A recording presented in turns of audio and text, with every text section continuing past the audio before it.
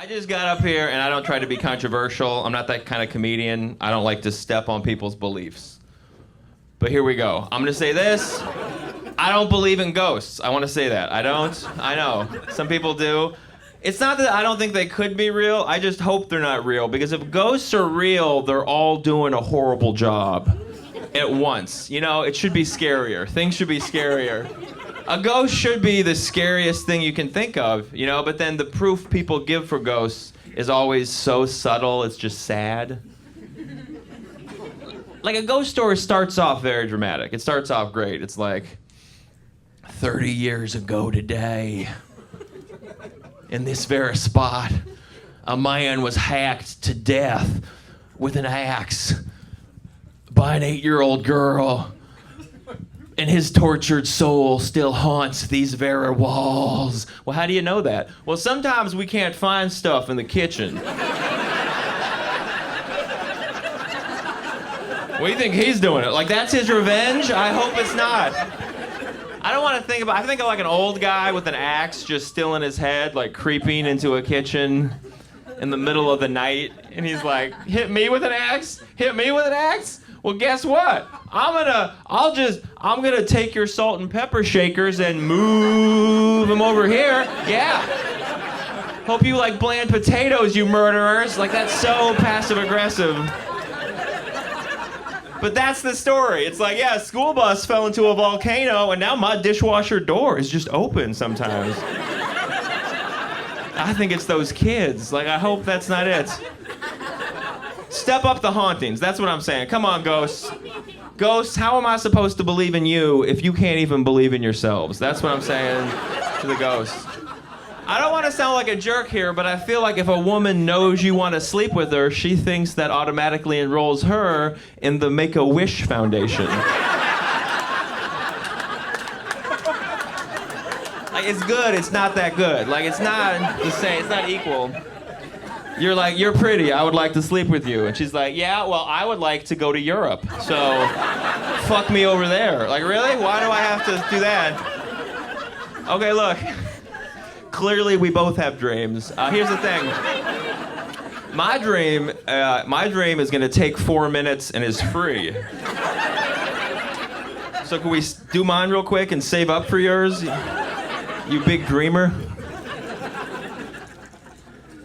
But you should definitely take women out, because women get such a kick out of it. They get so into it. They get dramatic. They're like, oh, take me away. You'll come home and she's all dressed up and standing by the door like, oh, where are you gonna take me next? Yeah, that's why if she knew she wasn't gonna be hurt, I think a woman would kind of enjoy a kidnapping. Listen, just as long as where she ended up was nicer than where she started. That's all you'd have to do. She would totally get into it.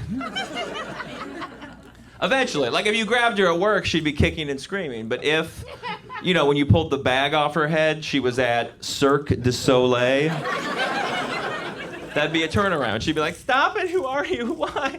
No.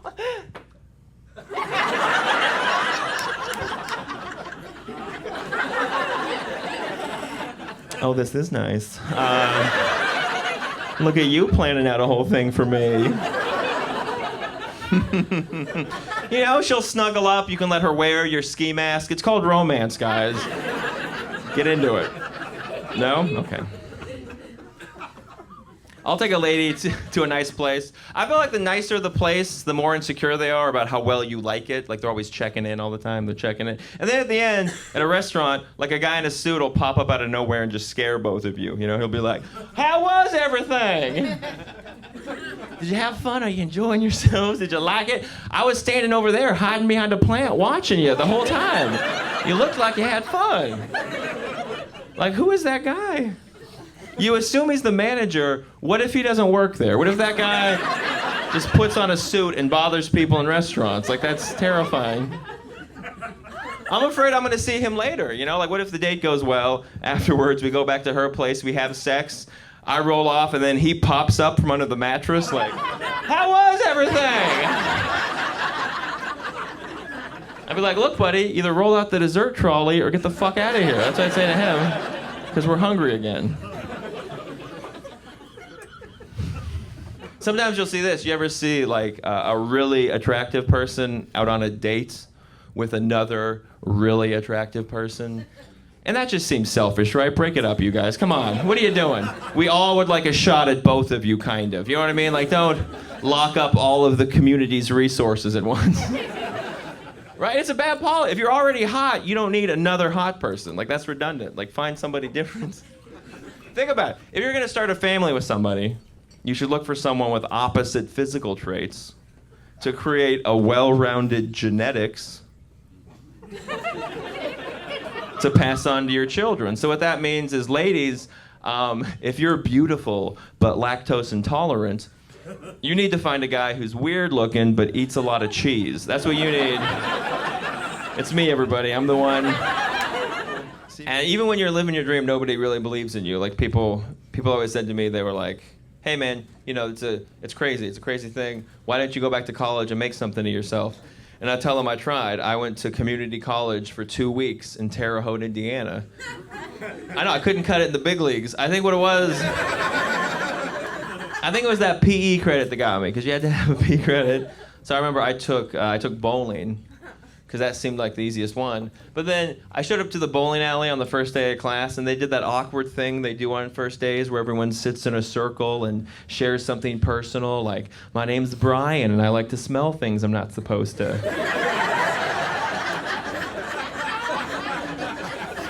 I got a panic attack, you know, I don't like meeting people. And I went and I hid in the bathroom. I don't know why. I was just in the bathroom thinking about my life, like, what am I doing? What am I doing with my life? I don't want to be a bowler, you know what I mean? What am I doing? And then there was another guy and he was also in the bathroom, and he was standing like a little too close to the mirror, and he was like combing his hair over and over again.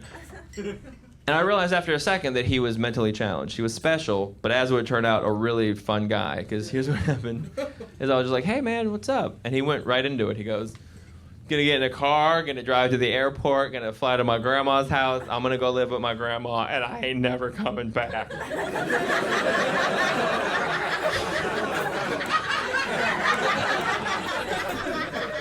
And I was like, "Fucking word." And then he does this, I swear to God, he goes, "I ain't never coming back." What'd I just say? And I was like, oh shit. He was like the special Elvis. It was fantastic. But I didn't want to leave the bathroom, so I played along. I was like, okay, you said car, airport, and grandma's house, never coming back. And he goes, "I ain't never coming back." What'd I just say? And it kept going on like that until we both got into it, you know? Like it escalated until he was like, "I ain't never coming back. What'd I just say?" And I was like, "You ain't never coming back, never coming back, never coming back." It just turned into this beautiful, mutual, musical Tourette syndrome. You know, it's like just two guys kicking it in a restroom like DJ Jazzy Jeff and the Fresh Prince. Like, that's how it felt.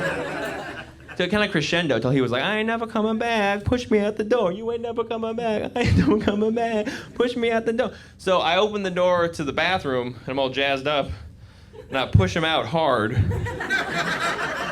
I go, "You get out of here, and you don't ever come back." And he just ran out of the bowling alley like, "Yay!" And I felt so good in that moment, you know? I felt so warm and good because I'd made a friend. But then I realized that everybody had stopped bowling. And they were all looking at me, and they all thought I had just beaten up a handicapped man and told him to leave town.